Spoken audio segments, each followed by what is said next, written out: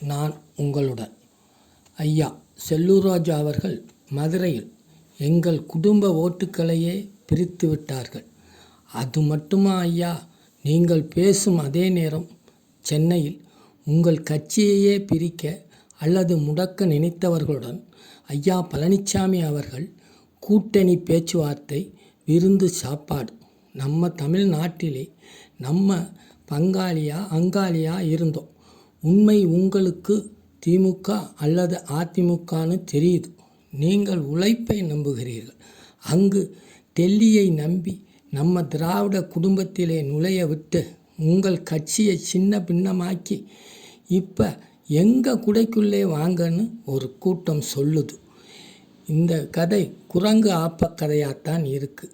நம்ம மதுரையிலே முதல்வர் முத்துவேல் கருணாநிதி ஸ்டாலின் அவர்கள் சில நாட்களுக்கு முன்பு ரூபாய் 36,650.35 கோடி முதலீடு, 56,766 நபர்களுக்கு வேலை வாய்ப்பு, வீரவங்கை வேலு நாச்சியாரின் பெயரில் மேம்பாலம் திறப்பு என்று அல்லவா நான் பேப்பரில் படித்தேன்.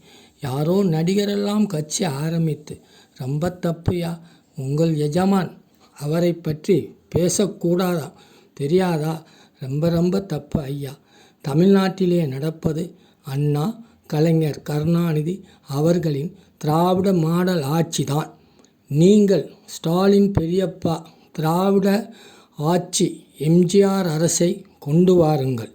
அதிகாரத்துக்காக, ஆரிய ஆதிக்க சனாதனவர்களுக்காக அவர்கள் கொள்கையிடமா சப்ஸ்கிரைப் செய்து ஆதரவு தாருங்கள். நன்றி, வணக்கம்.